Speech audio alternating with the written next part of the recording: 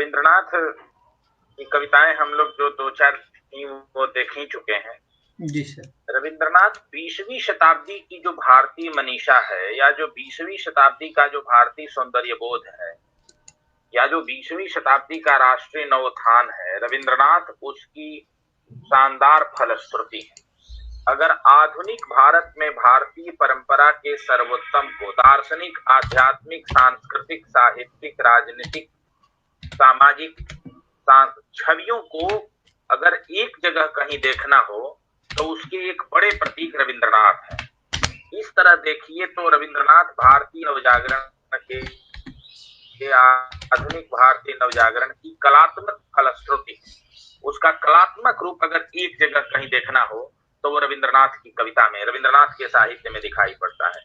रविंद्रनाथ जितने बड़े कवि हैं उतने ही बड़े कहानीकार, उतने ही बड़े उपन्यासकार, उतने ही बड़े निबंधकार, उतने ही बड़े कलाकार, उतने ही बड़े संगीत साधक, उतने ही बड़े आध्यात्मिक चिंतक और उतने ही बड़े विचारक। वो उन थोड़े से लोगों में से हैं जिनका संवाद साहित्य, संस्कृति, कला के साथ साथ राजनीति में सक्रिय हस्तक्षेप रखने वाले राजनेताओं से भी था। इसीलिए आप देखें कि उनके आदर करने वाले लोगों में महात्मा गांधी, जवाहरलाल नेहरू, ये सब लोग थे जो रविंद्रनाथ के यहाँ उनकी आवाजाही बनी हुई। चित्रकारों में नंदलाल बोस, अवनींद्रनाथ चटर्जी, तो ये सभी नाम, उनका लेखन, उन्होंने कला साहित्य की सभी विधाओं में रचना की। कवि, उपन्यासकार, कथाकार, निबंधकार, नाटककार तो थे ही, चित्रकार भी थे और संगीत की बहुत गहन अध्येता थे, संगीत के जानकार थे। उनकी दिलचस्पी नृत्य में भी थी और शांति निकेतन में जो बसंतोत्सव वगैरह वो आयोजित करते थे उसमें नृत्य, संगीत और चित्रकला की जो प्रस्तुतियां होती थी वो रविंद्रनाथ को समझने के लिए महत्वपूर्ण है। उन्होंने बच्चों के लिए भी लिखा, वो एक श्रेष्ठ अनुवादक भी थे और उन्होंने बाल साहित्य भी लिखा, साथ ही उन्होंने यात्रा वृतांत लिखे और संस्मरण भी। उनकी जो चिट्ठियां हैं वो अलग तरह के साहित्यिक महत्व की अधिकारी हैं। सोवियत संघ के बारे में जो उनकी किताब है रूस से चिट्ठी, रूस की जो चिट्ठी, रूस के बारे में जो उन्होंने लिखा, वो इंडियन प्रेस नहीं छापा था, हिंदी में भी वो उपलब्ध है। वह सोवियत संघ के प्रारंभिक दौर को समझने के लिए भी जरूरी है। उन्होंने अपनी एक आत्मकथा भी लिखी है, अगर मैं भूल रहा हूं तो पता ना उसका क्या नाम है, रविंद्रनाथ की आत्मकथा करके इला चंद्र जोशी ने उसका हिंदी में अनुवाद किया है। बहुत पहले मैंने इस जो पूरब को एशियाई संदर्भ देने का, चीन, जापान और तमाम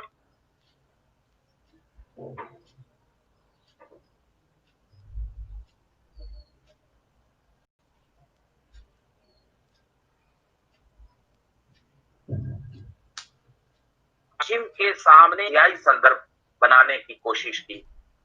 उन्होंने यूरोप की भी यात्रा की, लेकिन एक जिसको कहते हैं ना पूरब का द्वार, पौर्वात्यवाद, पूरब की जो धारणा है, पश्चिम के मुकाबले पूरब का जो सभ्यतागत विमर्श है, 20वीं शताब्दी में रविंद्रनाथ ने इसको खड़ा किया। भारतीय साहित्य में रविंद्रनाथ नवजागरण के, साहित्य संस्कृति के और कलात्मक उत्थान के प्रतीक है। वे कथा शिल्पी, साधक, चिंतक, समाज सुधारक, भिन्न भिन्न छवियों में उन्हें देखा जा सकता है। गीतांजलि उनकी श्रेष्ठ कृति है जिसके लिए उन्हें 1913 में नोबेल पुरस्कार से सम्मानित किया गया और गीतांजलि का शताब्दी वर्ष भी बीत चुका है और रविंद्रनाथ की भी शताब्दी बीत चुकी है। उनके पिता देवेंद्रनाथ ठाकुर और माता शारदा देवी की, अपने माता पिता की रविंद्रनाथ 14वीं संतान थे और एक भव्य परिवेश में, बहुत भव्य परिवेश में उनका पालन हो। उनके बचपन को जब आप देखेंगे आप तो उसमें एक खास तरह का गैप, नौकर चाकरों के बीच में उनका बचपन ज्यादा बीता है। वो अपने माता पिता और इस तरह से पारिवारिक परिवेश में उनका बचपन नहीं बीता है। उन्होंने हिंदुस्तान की लगभग सभी जगह, हिंदुस्तान के भिन्न भिन्न क्षेत्रों की यात्रा की है। घर की चारदीवारी में बंद वह बालक संस्कृत के नाटक शाकुंतलम और अंग्रेजी का नाटक मैकबेथ वगैरह से साहित्य संस्कृति के मन में ये संस्कार उनके भीतर पैदा हुए। 12 वर्ष की अल्पायु में, कम उम्र में उन्होंने तत्वबोधिनी जैसी प्रौढ़ पत्रिका में अभिलाषा शीर्षक कविता लिखी। तब उनकी उम्र 12-13 साल की।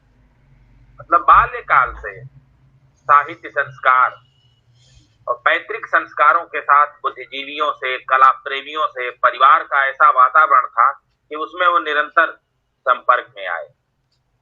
युवा काल में कविता लिखने की जब प्रेरणा बढ़ी तो ब्रज, मथुरा, वृंदावन, मिथिला, असम, बंगाल, चारों तरफ उन्होंने यात्रा की और उस परंपराओं को समझने की, कविता को समझने की, भारतीय परंपरा की जो व्याप्ति है उसको समझने की उन्होंने कोशिश की। मेरे ख्याल से 1887 में भारती शीर्षक से उन्होंने ब्रजभूमि में भी कविता लिखी। बांग्ला, ब्रज और मैथिली का जो मिला जुला रूप है, मिश्रित रूप है ब्रजभूमि, उसमें भी उन्होंने कविताएं लिखी। 18-20 साल की उम्र में उन्होंने प्रभात जागरण शीर्षक से जागरण गीत लिखा, जिसका प्रभाव है, जिसे भारतीय नवजागरण की जो लाइन बन रही है 19वीं शताब्दी में, उसको आप देखेंगे कि वो लाइन रविंद्रनाथ के यहाँ कैसे बन रही है। वह आध्यात्मिक होते हुए भी कितने उदार हैं, वह धार्मिक होते हुए भी धर्म की संकीर्णताओं से मुक्त हैं, ये उनकी कविता में, साहित्य में, संस्कृति के सवालों में दिखेगा। कविता के क्षेत्र में मैं कविता पर ही आज बात करूंगा, उनके गद्य को और बाकी चीजों को छोड़ करके कविता पर ही चर्चा करेंगे हम लोग। कविता के काव्य यात्रा के जो विविध पड़ाव हैं, तो 20वीं शताब्दी का जो प्रारंभिक दशक है 1901 से 1910, इसमें वो 4 महत्वपूर्ण उपन्यास लिखते हैं। 4: चोखेर बाली, नौकाडूब, प्रजापतिर निर्बंध और गोरा। 10-11 के दौर की ही गोरा रचना है। इसका प्रकाशन भले 11-12 में हुआ, लेकिन यह रचना 10 की है। इसीलिए उसमें जो घात संघात आते हैं वह 20वीं शताब्दी के प्रारंभिक दशक के हैं। ये ब्रह्म समाज वगैरह के जो विवाद हैं, उस पर एक गहरी छाया 19वीं शताब्दी के वैचारिक बहसों की। तो उसी दौर में उनके कुछ निबंध संग्रह भी आए, आत्मशक्ति, भारतवर्ष, लोक साहित्य। उसी दौर में उन्होंने नाटकों की भी रचना की, हास्य कौतुक, व्यंग्य कौतुक। और उसी दौर में उनके काव्य संकलन भी निकले हैं, नैवेद्य, शिशु, हिया और गीतांजलि।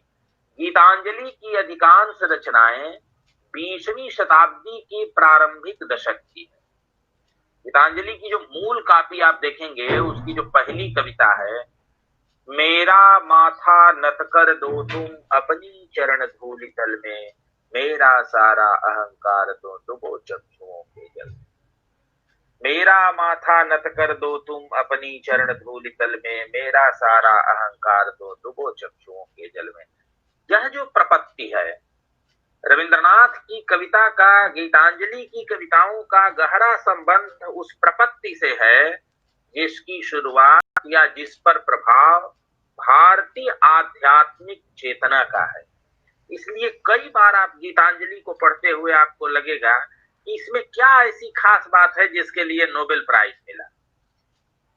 गीतांजलि की कई कविताओं को पढ़ते हुए आपको लगेगा यह जो गहरी प्रपत्ति, शरणागति और का भाव है, भक्ति का भाव है, जो मनुष्य के चित्त को उदात्त बनाता है। इसके लिए रविंद्रनाथ कहते हैं कि आओ इस भारत के महामानव के तट पर एक को एक धारण करें। और फिर 18 और 10 के बीच मैक्सिमम गीतांजलि के जो गीत हैं वो इसी दौरान लिखे गए, 1907 से लेके 1910 के बीच। गीतांजलि के गीतों के में जो उदात्त भाव की जो गहनता है, गेयता के साथ साथ जो सहजता, सरलता और एक भाषा की प्रौढ़ता दिखती है, वह थोड़े ही समय में न सिर्फ बांग्ला के लिए बल्कि समूची भारतीय कविता के लिए चमत्कृत करने वाली बात थी। और इसका प्रभाव यह हुआ कि रविंद्रनाथ रातों रात भारतीय सौंदर्यबोध और साहित्य चिंतन के केंद्र में आ गए। वो खुद ही एक जगह उन्होंने लिखा है कि मेरे गीत निराभरण है, इसमें परिधान और अलंकार का व्यर्थ अहंकार नहीं है, और न मैंने इनके संयोजन पर विशेष ध्यान दिया है। आप गीतांजलि को पढ़ते हुए भी लगेगा कि इसमें किसी तरह की सजावट, बनावट और खूबसूरती जो मेहनत करके लाई जाती है, जो कलाकारी होती है, नक्काशी होती है कविता में, वो नहीं। सहसा 1910 बहुत महत्वपूर्ण है। 1910 इसलिए भी महत्वपूर्ण है कि अगर मैं भूल नहीं रहा हूं तो रविंद्रनाथ के जो 10 या 11 में ही उन्होंने कहीं यात्रा की थी, जापान की, या हाँ जापान की। जी सर, जापान की यात्रा की थी। उसी रास्ते में उन्होंने गीतांजलि का लिखा था, समुद्री रास्ते से जाते हुए। नहीं, गीतांजलि तो उन्होंने पहले लिख लिया था, लेकिन उसी रास्ते के ही पहले उसी रविंद्रनाथ की यात्रा के मार्फत ही लाहौर से आकर के रास बिहारी बोस बनारस आए, और बनारस रविंद्रनाथ की ही यात्रा के क्रम में वह आगे जापान पहुंचे, ताकि रविंद्रनाथ के ही मार्फत वो उसी काम के लिए जा रहे हैं, इसलिए रास बिहारी बोस निकल गए। और दिल्ली राजधानी होने जा रही थी। 1911 में राजधानी शिफ्ट हो रही थी दिल्ली कलकत्ते से, और लॉर्ड हार्डिंग पर बम फेंका गया था दिल्ली में उसी दौरान, जो पुल के पास से ही, उसमें रास बिहारी बोस की भूमिका थी, वो लाहौर में थे, और गिरफ्तारियां शुरू हो रही थी और रविंद्रनाथ जा रहे थे। उस दौर में भारतीय कविता का एक श्रेष्ठ कवि अपनी कविता में, जब प्रखर राजनीतिक चेतना देश में व्याप्त हो रही है, तो वह अपनी कविता में प्रपत्ति, शरणागत, आत्मनिवेदन और अहंकार के विगलन की बात कर रहा है। सहसा यही कारण है, ये आप देखिए, नोबेल प्राइज देने की राजनीति अब भी होती है, और नोबेल प्राइज देने में राजनीति तब भी होती। रविंद्रनाथ अगर अपनी उनको उन कविताओं के लिए या उस तरह के लिटरेचर के लिए नोबेल प्राइज नहीं मिला जिसके लिए उन्होंने भारत के राष्ट्रीय आंदोलन में लाइन लिया, उनको उस रचना के लिए नोबेल प्राइज मिला जिसमें उन्होंने प्रपत्ति, शरणागति और भारतीय परंपरा का, जो ये कहते हैं ना कि इससे किसी को क्या दिक्कत हो सकती है कि आप प्रपत्ति की बात करें, अहिंसा की बात करें, सत्य की, इससे क्या दिक्कत हो सकती है? दिक्कत तो तब होगी जब हम सत्ता को हटाने की बात करेंगे, अंग्रेजी राज की जब हम बात करेंगे।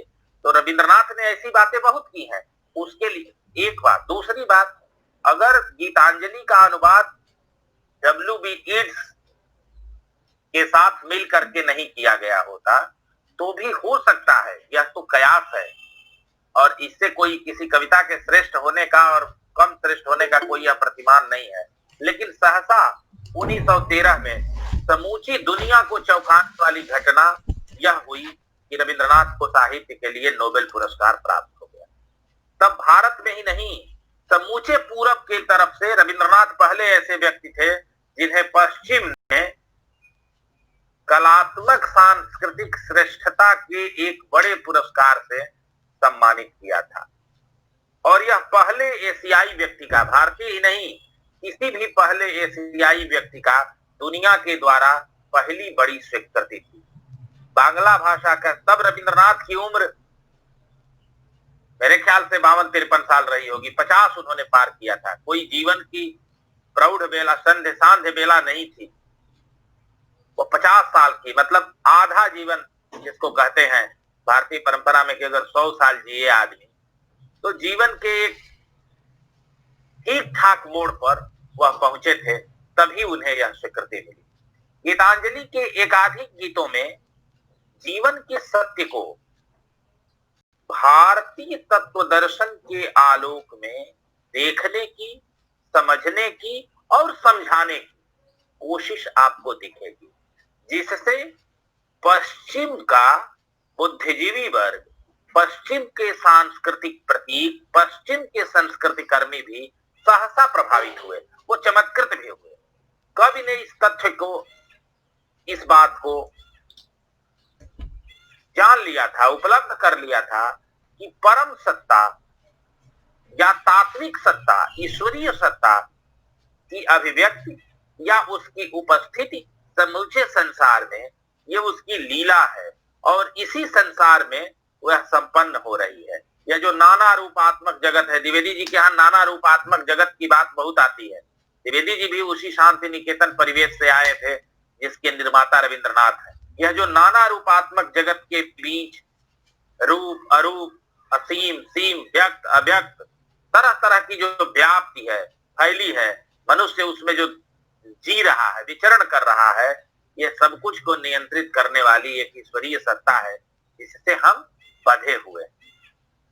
रूप लीला रचता हृदय निरंतर जागृत होता रहता है, यह हृदय झंकृत होता है। इसलिए रविंद्रनाथ कहते हैं कि सीमा में ही हे असीम तुम छेड़ते हो अपना सुर, सीमा में ही हे असीम तुम छेड़ते हो अपना सुर, तभी तुम्हारा प्रकाश बना है मुझ में इतना मधुर। ईश्वर को कहते हैं कि तुम अब एक अपनी सीमाओं में, हमारी जीवन जगत की सीमाओं में ही तुम्हारा प्रकाश हमारे तक पहुंचता है। हे रूपहीन तुम्हारी लीला में जागे यह अंतःपुर।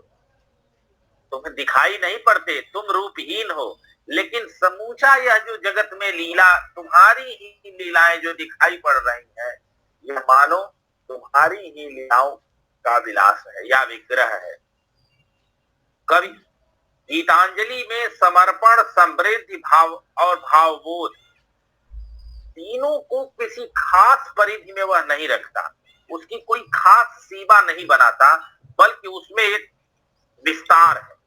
और उस विस्तार में आप देखिए, गौर से देखिए, उस विस्तार में लोकायतन, समूची लोक चेतना, जनपदीय जीवन, किसान, मजदूरों की आकांक्षा, पीड़ा, दुख, दर्द और नियति की, जो मानव की नियति है, उसको बाणी देने की, धूप और बारिश में काम करने वाले मेहनत मजदूरों की मुक्ति की आकांक्षा को परिभाषित करने की कवि कोशिश करता है। वह कहता है कि वह गए हैं वहां जहां गोड़ कर धरती करते हैं किसान खेती, वह गए हैं वहां जहां गोड़ कर धरती करते हैं किसान खेती, तोड़कर पत्थर बना रहे हैं राह और खट रहे 12 माह, धूप और बारिश में सबके साथ, धूल अटे हैं जिनके दोनों हाथ, कैसी मुक्ति, कहाँ है मुक्ति, कहाँ रखी है मुक्ति।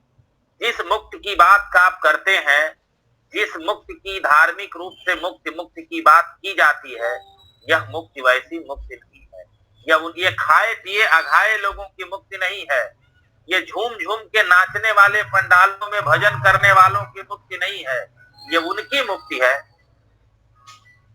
जो किसान, मजदूर, मेहनतकश जनता है, जो दिन रात पत्थरों को तोड़ रही है, पहाड़ों को तोड़ रही है, खेत के मिट्टी गोड़ रही है, फसल उगा रही है, काट रही है, बिन रही है, उनकी यह मुक्ति की बात कवि करता है। यह गीतांजलि के परंपरागत भावबोध से, जिसकी चर्चा हमने पहले की, उससे मेल नहीं खाता। यह इस बात का उदाहरण है कि कवि ने अपनी कविता की कोई खास परिधि नहीं बनाई, कोई एक सीमा रेखा, डिमार्केशन लाइन नहीं बनाई कि उसकी कविता का वैशिष्ट्य यही है। वो इतना विस्तृत है फलक कि उसमें किसान भी है, मजदूर भी है, खेत में काम करने वाली स्त्री भी है। दूसरी तरफ भारत तीर्थ जैसी कविताएं भी हैं, और उस कविता के बिना, उस कविता के उल्लेख के बिना मुझे लगता है कि रविंद्रनाथ की चर्चा, कंप्लीट चर्चा नहीं हो सकती, और उनके रविंद्रनाथ की कविताओं को पूर्णता भी नहीं मिल सकती। उसमें निर्भय चित्त, उन्नत भाव, आत्म विवेक के साथ भारत भावना, अखिल भारतीय भावना, चरई वेति चलते रहने, बढ़ते रहने, आगे बढ़ने का जो संदेश है, और रक्त गोत्र की शुद्धता के अहंकार से जो मुक्ति की कामना है, उसका जो खास तरह का प्रतिकार है, जातीय, धार्मिक, सांस्कृतिक श्रेष्ठता बोध का जो प्रतिकार है, वह रविंद्रनाथ को महत्वपूर्ण बनाता है। इसलिए कि समस्त धर्मों, जातियों, संस्कृतियों को निमंत्रित करता हुआ अखिल विश्व का कवि आह्वान करता है। भारतेंदु का याद करिए बलिया वाला भाषण, वह कहते हैं कि हिंदी, मद्रासी, तमिल, तेलुगु, हिंदू, मुसलमान सब आओ, एक का हाथ एक पकड़ो। इसकी शुरुआत भारतीय नवजागरण में बहुत पहले से हो गई है। उसी की रविंद्रनाथ, आओ आर्य आओ, अनार्य आओ, हिंदू मुसलमान। देखिए भारत तीर्थ कविता आपने पढ़ी? जी सर। उसमें आता है आओ आर्य आओ, अनार्य आओ, हिंदू मुसलमान आओ, अंग्रेज आओ, क्रिस्तान, हे ब्राह्मण निर्मल मन से आओ, ग्लानि पथ भार दूर फेंक आओ, मां के अभिषेक हेतु शीघ्र आओ, सबके स्पर्श से पावन किए गए तीर्थ जल से यह मंगल कलश हुआ नहीं परिपूर्ण अब तक भारत के इस महामानव के सागर तट पर। यह देश केवल हिंदुओं का नहीं है, केवल मुसलमानों का नहीं है, यह बेन, इजरायली, यहूदी, बौद्ध, जैन, पारसी सबका है। इसीलिए जब झंडा समिति ने झंडा सत्याग्रह के बाद जिस झंडे को फाइनल किया था, उसमें हरा और केसरिया रंग था, और केसरिया रंग के ऊपर एक चरखा लगा हुआ था। चरखा चरई वेति का प्रतीक था। हरा रंग हरियाली और मुस्लिम परंपराओं के लिए था। केसरिया रंग दरवेशों का रंग था, फकीरों का रंग था, संतों का रंग था, समर्पण का रंग था, त्याग का रंग था। इसलिए था गांधी ने कहा ना, यह देश केवल हिंदू मुसलमानों का नहीं है, यह देश बेन इजरायलियों का भी है, यहूदियों का भी है, पारसियों का भी है, अंग्रेजों का भी है, जैनियों का भी है, यह सबका है। इसलिए उन्होंने कहा कि एक सफेद पट्टी जोड़ी जाए।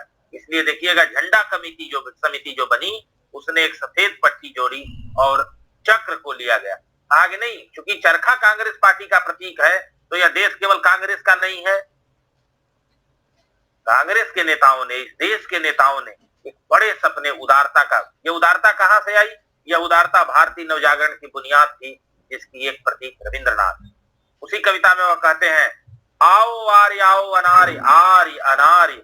इस आर्य और अनार्य की बहस 20वीं शताब्दी की अंग्रेजी बुद्धिजीवी, अंग्रेजी राज ने भारत में गढ़ा था कि आर्य अलग है, अनार्य अलग है।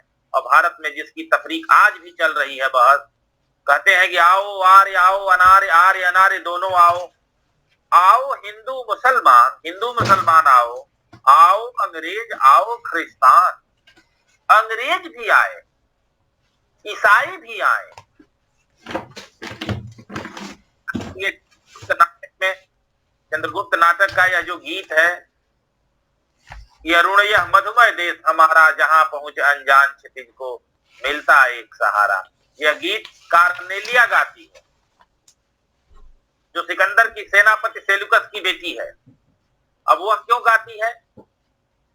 इसलिए गाती है कि जब उस पर हमला होता है, जब उसकी इज्जत को लूटने की कोशिश होती है शिविर से लौटते हुए, तो सिंहरण और चंद्रगुप्त जैसे दो नौजवान भारत के उसकी रक्षा करते हैं। जिस देश में सिंहरण और चंद्रगुप्त जैसे नौजवान हो, जो किसी भी स्त्री की इज्जत की रक्षा करने के लिए तत्पर रहते हैं, वह देश केवल भारत का नहीं होगा, समूची मानवता में जिसका विश्वास है उसका भी वह देश है। इसलिए कार्नेलिया गाती है, अरुण यह मधुमय देश हमारा। बड़ा कवि जो होता है वो इस तरह सांस्कृतिक प्रतीकों में परिवर्तन करता है, छेड़छाड़ करता है, उसको उदात्त बनाता है। वह गाती है कि अरुण यह मधुमय देश हमारा, जहां पहुंचे अनजान। भारत उसकी भी भूमि है। भारत जितना आपका है उससे कम एनी बेसेंट का नहीं है। भारत जितना आपका है उससे कम सर विलियम बेडनबर्ग का नहीं है। इसलिए जो लोग एक तथाकथित भारतीय शुद्धता की बात करते हैं और बात बात पर सुबह शाम हर शनिवार को किसी को विदेशी साबित करने पर भाषण देते हैं, उन्हें सोचना चाहिए कि रविंद्रनाथ जैसा कवि कहता है कि आर्य अनार्य, क्रिस्तान, मुसलमान, अंग्रेज सबको कहते हैं कि आओ, हे ब्राह्मण निर्मल मन से आओ। अगर तुम ब्राह्मण ही हो और जातीय श्रेष्ठता जातीय श्रेष्ठता के आधार पर अगर तुम आना चाहते हो इस महामानव के सागर तट पर, तो तुम मत आओ, तुम अपने अहंकार को उतार करके आओ। तीस उतारे कबीरा यह घर प्रेम का, खाला का घर ना। यह जो उदारता का देश, संस्कृति, राष्ट्र उदारतावाद पर बनते हैं। उदारवाद उसकी बुनियाद है। संकीर्णताओं से परिवार नहीं चलता, मुल्क तो छोड़ दीजिए। कट्टरतावाद से घर नहीं चलता, देश तो छोड़ दीजिए।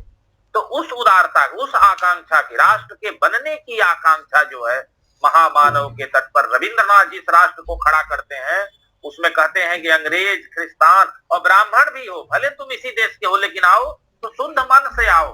अपने भीतर यह श्रेष्ठता का अहंकार और जातीय उत्पीड़न की भावना, यह सब मलिन मन से मत आओ, निर्मल मन से आओ। ग्लानि पथभार दूर फेंक आओ। जो तुम्हारे भीतर का कलुष है उसको उतार करके आओ। माँ की अभिषेक हुई थी, भारत माता के उज्जवल ललाट पर तिलक करने हेतु, लगाने हेतु शीघ्र आओ, जल्दी आओ सब लोग। सबके स्पर्श से पावन किए गए तीर्थ जल से।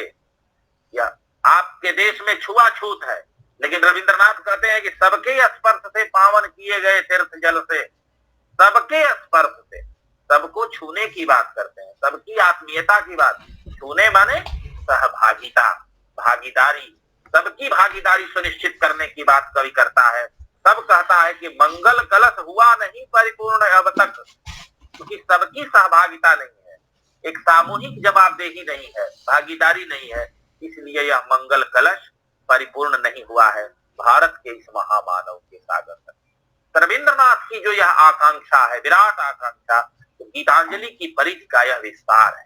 और रविंद्रनाथ की कविता का यह उत्कृष्ट उच्च निदर्शन है कि उदारतावाद, संकीर्णतावाद की आलोचना और उदारतावाद की वकालत 20वीं शताब्दी की भारतीय मनीषा ने क्या लक्ष्य रखा था, इसके उदाहरण रविंद्रनाथ है।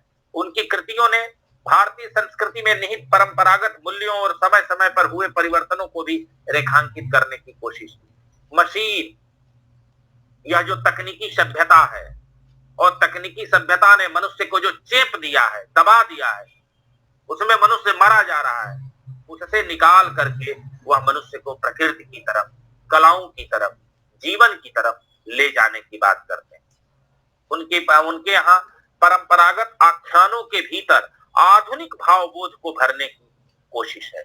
उन्हें सार्वदेशिक एवं सार्वकालिक बना देने की अद्भुत क्षमता उनकी कविताओं में है।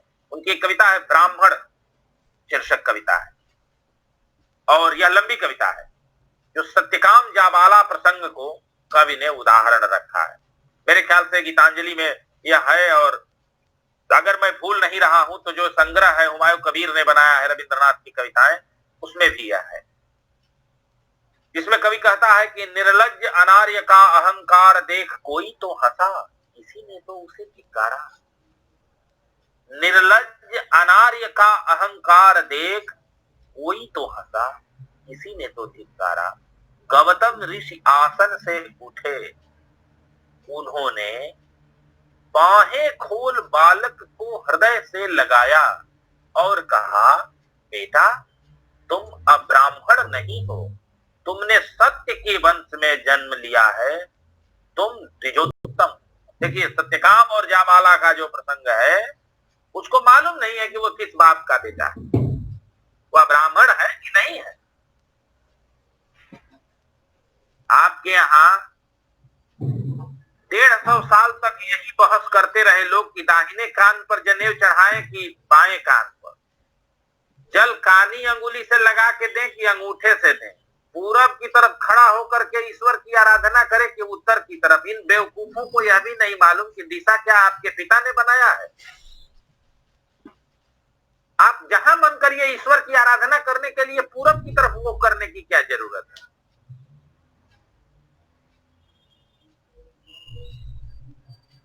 जो पश्चिम, हमारे यहाँ मैंने ऐसे बहुत सारे मूर्खों को देखा है जो कहते हैं कि पश्चिम की तरह अगर आप ईश्वर की आराधना करेंगे तो आप मुसलमान हो जाएंगे।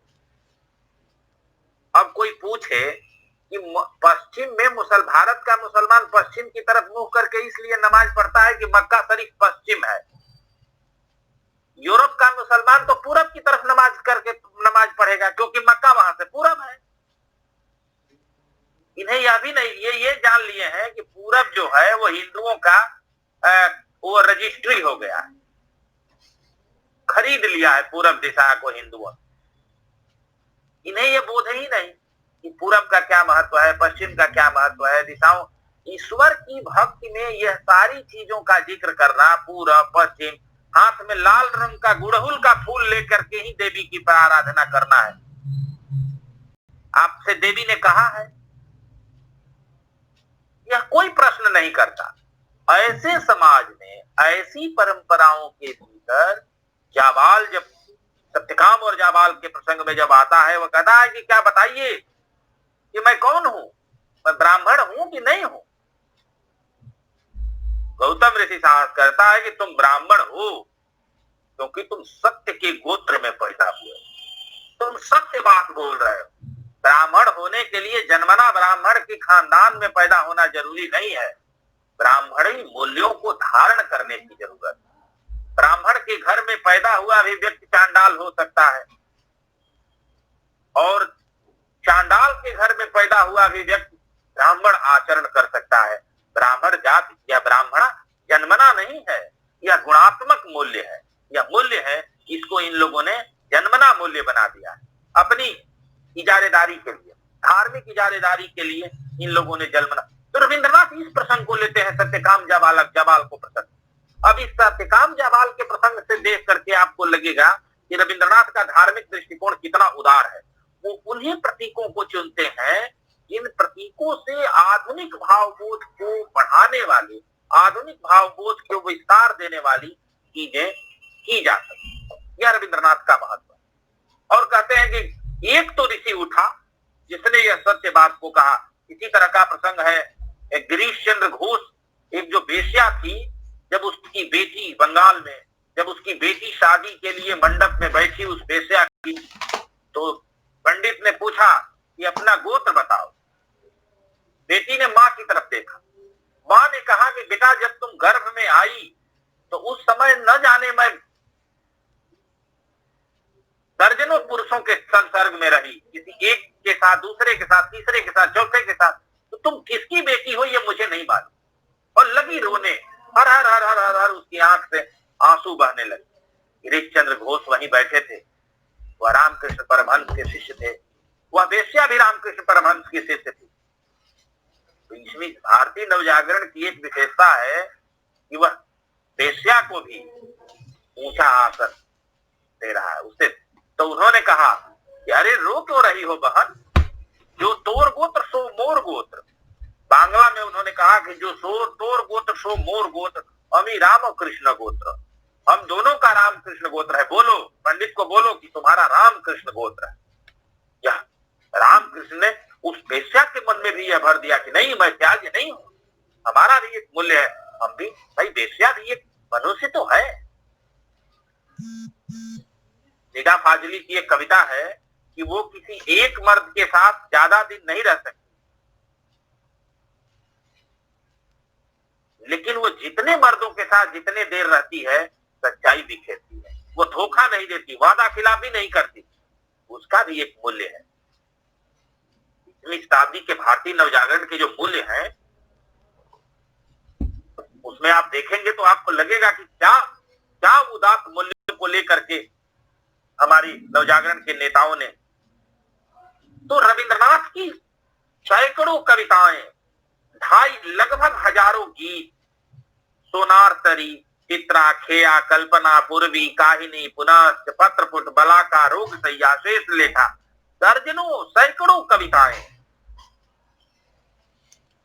इस उदाहरण में बताई जा सकती हैं जिसमें इस तरह के उदात्त भाव की कवि ने वकालत। उनकी मृत्यु के बाद अनगिनत कविताओं का संकलन प्रकाशित हुआ, न जाने कितनी कुछ लिखे गई उन पर चीजें। कच्छ देवयानी, कर्ण कुंती संवाद, कर्ण का आश्वासन, मदन दहन, गांधारी आवेदन, अभिसार, वसुंधरा, स्वर्ग से विदा, अपमानित, धूलि मंदिर जैसी कितने दर्जनों कविताएं हैं जो भारतीय साहित्य में नहीं, विश्व साहित्य में भी अपना स्थान रखती है। और वो थोड़े से भारतीय कवियों में से हैं जो त्याज्य और हाशिए के लोगों के पक्ष में उनको लेने की वकालत। वे अंत्यज और मंत्र वर्जित हैं। रविंद्रनाथ की एक कविता है, वे अंत्यज और मंत्र वर्जित हैं, धर्म के ठेकेदार उन्हें मंदिर के द्वार के बाहर रखते हैं, मैं कवि हूं उनके समुदाय का। वाह, अब देखिए क्या कहता है कवि कि वे अंत्यज और मंत्र वर्जित, जिन्हें धर्म ने, मंत्र ने, कर्मकांड ने, विधि विधान ने बाहर निकाल दिया है, त्याज्य कर दिया है, छोड़ दिया है। धर्म के ठेकेदार उन्हें मंदिर से बाहर रखते हैं। जो पंडित पुरोहितवाद है उन्हें घुसने नहीं देता। कवि कहता है कि मैं कवि हूं उनके समुदाय का, मैं उनका प्रवक्ता हूं, मैं उनकी तरफ से हूं। मैं कवि तुम्हारा नहीं हूं, जिनका धर्म पर इजारेदारी है, संस्कृति का ठेका है, जो सुखी संपन्न लोग हैं, कवि उनकी तरफ से नहीं बोलता। इसलिए वैसे कवि जो चमकते दमकते समाज की वकालत करते हैं और झूम झूम के गाना बजाते हैं, पुरस्कार लेते हैं, उन पर शक करना चाहिए कि ये कवि हमारे नहीं है, ये सरकारी कवि, ये जनता का कवि नहीं है। जनता का कवि जनता की बात करेगा। वो कहता है कि मैं उनके समुदाय का, मैं वर्त्य हूं मंत्रहीन, मैं मंत्रहीन, देवताओं की बंदीशाला में मेरा नैवेद्य नहीं पहुंचता। मैं देवताओं के मंदिरों में पूजा करने वाला कवि नहीं हूं कि जा करके हर एक कवि मेलन में जो मुख्य अतिथि होगा उसी की प्रशंसा में कविता पढ़ूंगा। तो वैसा कवि नहीं हूं, अपने को कहता है। निराला की कविता है ना, मैं कवि हूं पाया है प्रकाश, मेरे ख्याल से सरोज स्मृति में ही आता है, मैं कवि हूं पाया है प्रकाश। यह मुझे प्रकाश इसलिए मिला है कि मैं कवि हूं। और ऐसा कम कवियों में अभाव होता है। भक्ति मध्यकाल के कवियों में अकेला ऐसा कवि जायसी है कि जो अपने को कहता है। बाकी तो सब लोग कहते हैं कि कवित विवेक एक नहीं मोरे, सत्य कहूं लिख कागज कोरे। जायसी अकेले है जो कहता है मोहम्मद कवि भो प्रेम का नातन रखत मान, मैं कवि हूं, डंके की चोट पर कवि हूं, कोई रियायत नहीं है, मैं आपसे अलग हूं महाराज, मैं कवि हूं। वो डंके की चोट पर कहता है, कोई आत्मग्लानि, कोई दैनी, कोई भाव नहीं। निराला उसी डंके की चोट पर कहता है, उसको ये है, गर्व है, मैं कवि हूं पाया है प्रकाश, मैं कवि हूं। प्रगतिशील आंदोलन की कई कवियों ने कहा, नागार्जुन ने कहा मैं कवि हूं, मैं सत्य, मैं जन कवि हूं, मैं सत्य कहूंगा क्यों हकलाऊं। हकलाना मेमियाना उनका काम है जो जनता के कवि नहीं है। केदारनाथ अग्रवाल भी कहते हैं कि मैं कवि हूं उस केन कुल का। तो जो बड़े कवि होते हैं, रविंद्रनाथ कहते हैं कि मैं कवि हूं मंत्रहीन, उनका कवि हूं जो मंत्र से बेदखल कर दिए गए, मंदिर से जो बेदखल किए गए हैं, धर्म सत्ता से जो बेदखल किए गए हैं, मैं उनका कवि। क्या तुम अपने देवता के दर्शन कर पाए? नहीं। मैं कहता हूं, वह विस्मय से पूछता है, तुम्हें ज्ञात नहीं, पथ नहीं। मैं कहता हूं, क्यों? क्या तुम्हारी कोई जात नहीं? वह पूछता है, क्यों? मैं बताता हूं, ऐसे ही दिन बीतते गए, आज मैं मन ही मन सोचता हूं, कौन है मेरा देवता, मैंने किसकी की है पूजा। यह संवाद में वह कविता पढ़ती है आगे। बाद में जीवन की अर्थ बेला में रविंद्रनाथ ने एक जगह अपनी एक टिप्पणी दी किसी को, या कहीं कहा है, अब मैं भूल रहा हूं कि कहाँ कहा उन्होंने कहा कि जो मुझे निचली कतार में बिठाना चाहते हैं उनसे मैं कह दूं कि मेरी जगह वही है। देखिए, जो हाशिए पर मुझे रखना चाहते हैं तो उनसे कह दूं कि मेरी जगह वही है। धरती की गोद इन पेड़ों, इन जंगलों में, इस धूल, इस पृथ्वी और तृणतल, जो कुछ भी धरती के निकट है, माटी में मिला हूं, वही मेरा घर है। उसी में बनना और उसी में ढलना है। जो अपना अंतिम विराम मैं उसी में पाऊंगा। मैं उन सबका मित्र हूं क्योंकि मैं कवि। यह जीवन के अपने मेरे ख्याल से 70वें 72वें जन्मदिन पर 70वें 71वें जन्मदिन पर रविंद्रनाथ ने कहा कि जो मुझे मामूली समझते हैं वो ये ना समझे मैं मामूली हूं ही, मैं उन्हीं के लिए हूं जहां मैं हूं। मैं उसी में मिलना चाहता हूं जिसमें और लोग नहीं मिलना चाहते। उसी मिट्टी में मैं जाना चाहता हूं जिस मिट्टी को आप हीन समझते हो। मृत्यु को अपना अभिन्न जीवन संगिनी मानने वाले रविंद्रनाथ 1941 में उनकी डेथ हुई और अपने मृत्यु के कुछ ही दिन पहले उन्होंने जो लिखा वो यह लिखा कि कुछ भी छल नहीं पाता उसको, अब अंतिम पुरस्कार लेकर आता तेरे द्वार, अपने छल से बचते बचाते दे देते हो तुम उसको नीरव शांत का सहज। यह जो रविंद्रनाथ है, यह जो सारा बनावट सजावट दिखावा पद प्रतिष्ठा अहंकार पुरस्कार है, वह सब अंतिम समय में उसी को समर्पित हो जाता है। ईशावास्योपनिषद का एक श्लोक है ना कि वायुर अनिलम अथीदम भस्मांतम शरीरम ओम कृतो अस्मरा कृतम अस्मरा कृतो अस्मरा कृतम अस्मरा। वो जो किया गया है उसका स्मरण करो, जो करने वाला है उसका स्मरण करो। तुम्हारा कुछ भी नहीं है, तुम्हें कुछ भी नहीं करना है। तो रविंद्रनाथ की जो कविता का जादू है वह संस्कृति का जादू है, वह सर चढ़कर बोलता है। कविता की जो बहुआयामी जो कविता में सौंदर्य और मानवीयता का जो पक्ष उनकी कविता में इतना प्रबल है कि उसे नजरअंदाज करना या उसे अनदेखे रह जाना मुश्किल है।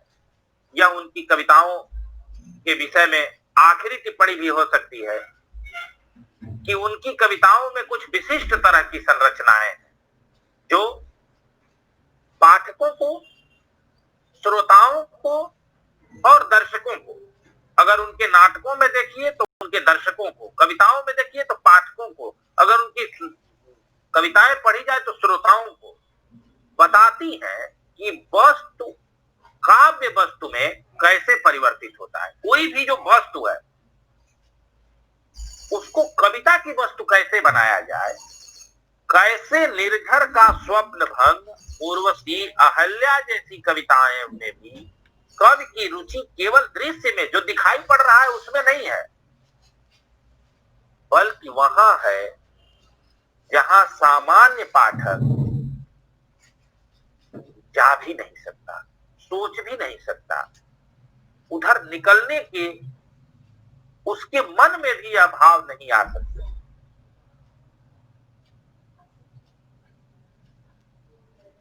एक बांग्ला के बहुत बड़े आलोचक हैं प्रमथनाथ ऋषि, आप लोगों ने नाम सुना होगा। प्रमथनाथ ऋषि ने एक जगह लिखा है कि सर्वदेश एवं सर्वकाल व्यापी मनुष्य ने अपनी प्रतिभा का श्रेष्ठ अभिनंदन पाया है। सोनार तारी की वैष्णवता कविता में समाज उद्वेलित होकर रविंद्रनाथ समुद्रेर प्रति में विश्व कवि को संबोधित। रविंद्रनाथ भारतीय कवि है, वह साथ साथ विश्व कवि भी है। विश्व मानवतावाद उनकी कविता की महत्वपूर्ण विशेषता है। उनकी कविताओं की जो का मानवतावाद है, उनके यहाँ जो मानवीय करुणा है वह भारत की सीमा तक सीमित नहीं है, बल्कि उसकी परिधि समूची पृथ्वी है। समूची पृथ्वी उसकी परिधि के अंतर्गत आती है, इसलिए वह पृथ्वी का कवि है। केवल भारत का कवि नहीं है, वह पृथ्वी का कवि है। वह उस मनुष्यता का कवि है जिस मनुष्यता की वह वकालत करता है। कवि के निकट स्वदेश महामानवों के सागर का जो किनारा है, भारत एक उनकी नजर में महान तीर्थ है। मिलिबे मिलाबे देबे देबाबे दीबे आर नीबे जाबे नाको फिरे एई भारत रे महामानवेर सागर तटे वह भारत ऐसा महान तीर्थ है जहां विश्व भर की जातियां आकर बस गई। आर्य, नाथ, ब्राह्मण, दलित, शूद्र, स्त्री, पुरुष, बालक, प्रौढ़, बच्चा, सब, किसान, मजदूर, कामगार। एक जगह वो कहते हैं, मेरे ख्याल से गीतांजलि के ही किसी गीत में कहते हैं कि भजन पूजन साधना आराधना सब पड़ा रहने दो, बंद द्वार देवालय के कोने में क्यों पड़ा है, अंधकार में छिपकर मन ही मन किसे पूछता है, आंखें खोलकर देख देवता नहीं इस मंदिर में, वे तो वहां गए हैं जहां। ये जिसकी तुम पूजा कर रहे हो, धार्मिक विधि विधान में जिसकी तुम पूजा कर रहे हो, वो तो वहां है ही नहीं। देवता तो चला गया है कहां? उस किसान के खेत में जहां वह हल चला रहा है, उस फसल काटने वाली मजदूरनी के साथ जहां वो फसल काट रही है, मेड़ पर अपने बच्चे को सुला करके जहां वो फसल, जिसके लिए प्रेमचंद कहते हैं ना कि सौंदर्य का भी यह प्रतिमान होना चाहिए। तो इस राष्ट्रीय रूपक को बनाने में, इस मनुष्यता को गढ़ने में रविंद्रनाथ जैसे श्रेष्ठ कवियों की भूमिका है। और मानव और मानवेतर प्रकृति दोनों को रविंद्रनाथ एक तरह से देखते हैं। इसलिए उनकी कविताओं की चिंता में केवल मनुष्य नहीं है, प्रकृति का बड़ा हिस्सा, पृथ्वी, समुद्र, वनस्पतियां, जंगल, झरने, नदी, तालाब, सब उनकी कविता के केंद्र में। अगर उनकी कविताओं के यह जो क्या बोलते हैं उसकी समग्रता को देखा जाए तो उनकी एक कविता है जो बंगाल पर ही है, जिसे मैंने आप लोगों से जिक्र भी किया होगा कभी न कभी। बांगलार माटी, बांगलार जल, बांगलार वायु, बांगलार फल, पुण्य हौ पुण्य हौ पुण्य हौ हे भगवान। भगवान से क्या मांगते हैं? बांगलार माटी, बांगलार फल, बंगाल की मिट्टी, बंगाल का जल, बंगाल के झरने, बंगाल की नदियां, सब पुण्य हौ पुण्य हौ। बंगालीर मन बंगाली राशा, बंगालियों का मन, बंगालीर मन बंगाली राशा, बंगालियों की उम्मीदें, आकांक्षाएं, बंगालीरपन, बंगालीर भाषा, बंगाली चेतना, बंगालियों का जनपदीय जीवन, बंगला भाषा, एक हौ एक हौ एक हौ हे भगवान। तो रविंद्रनाथ उस सौंदर्य बोध की वकालत करते हैं जिसमें स्त्री, पुरुष, बालक, युवा, बुजुर्ग, किसी भी तरह का कोई भेद नहीं। वह जनपदीय जीवन अपनी संस्कृति से इतना रचा बसा है कि अपनी जनपदीयता, जहां जिस मिट्टी में वह है, उन सबके उत्थान की बात, एक होने की बात, पूर्णता प्रदान करने की बात वह कहता है। उनकी कविताओं में जो विषाद का स्वर है वह जनता के विषाद के साथ एकाकार है। वह सामान्य जन के विषाद को अभिव्यक्त करने वाले कवि हैं। उस विषाद के पक्ष में उस विषमता बोध की आलोचना करने वाले कवि हैं और उस विषमता बोध को मिटाने में तत्पर कवि हैं, जो अपने सौंदर्य बोध को के माध्यम से उस विषमता बोध को हटाने की बात करते हैं। स्वदेश प्रेम की तरह कवि के काव्य में प्रकृति प्रेम की छटा भी देखने योग्य। जैसे वह देश प्रेम की बात करता है वैसे ही वह प्रकृति। देखिए, देश प्रेम लोग बहुत चिल्लाते हैं, लेकिन अपने घर में परिवार से प्रेम नहीं करते। जो पत्नी से प्रेम नहीं करता वह देश से भी प्रेम नहीं कर सकता। पत्नी का प्रेम अविरोधी नहीं है। जो अपने परिवार से नहीं प्रेम कर सकता वह जिले से प्रेम नहीं कर सकता। वो जो जिले से प्रेम नहीं कर सकता वो राज्य से प्रेम नहीं कर सकता। देश प्रेम कोई अमूर्त चीज नहीं है कि देश प्रेम सुबह उठ के 8 बजे से 12 बजे तक नारा लगा दिया जाए भारत माता की जय, भारत माता की जय, तो भारत माता की जय हो जाएगा। ऐसे नहीं होता। प्रेम होता है परख से। जब आप अपनी संस्कृति को जानते हैं, सभ्यता को जानते हैं, उस सभ्यता ऐसे नहीं बनती है। सभ्यता बनती है मनुष्य से। उस मनुष्य के साथ आपके जब रागात्मक रिश्ते नहीं है तो देश प्रेम भले आप चिल्लाइए, देश प्रेम नहीं होता। वो देश प्रेम बनता है देश के एक एक नागरिक से। पृथ्वी को नव रूपों में प्रकाशित करने की जो आकांक्षा है रविंद्रनाथ के यहाँ, वह पृथ्वी पर रहने वाली समुच्चय मानव और मानवेतर जो भी स्थितियां हैं उन सब के पक्ष में कवि खड़ा है। उसने कवि मानस को नए नए भावों से उद्वेलित किया है। मनुष्य ही नहीं, वनस्पतियां, झरने, तालाब, पहाड़, यह सब कवि को उद्वेलित करता है। उन्होंने अपनी स्मृति लेखा में लिखा भी है कि शिशुकाल से, बचपन से विश्व प्रकृति से मेरा संबंध सहज और आत्मीय है। वह बचपन जिस प्रकृति के गोद में बीता है, यह संस्कार उनके भीतर उस बचपन से बना है। इसीलिए रविंद्रनाथ की मानस सुंदरी में, जो उनकी एक कविता है मानस सुंदरी, उसमें दैहिक, मानसिक और प्राकृतिक सौंदर्य का एक खास तरह का मेल, एक सांद्र विलयन, एक गाढ़ा घोल आपको दिखाई पड़ता है, जिसमें दैहिक सौंदर्य, प्राकृतिक सौंदर्य और मानसिक सौंदर्य को अलगाना प्रायः मुश्किल है। इसलिए रविंद्रनाथ भारतीय नवजागरण के साथ साथ भारतीय परंपरा का जो सर्वोत्तम है, भारतीय सांस्कृतिक परंपरा का जो सर्वोत्तम है, उसके भी उत्तराधिकारी हैं और उसकी कलात्मक फलश्रुति उनकी कविता में दिखाई देती। ठीक है जी सर। और किसी का कोई सवाल?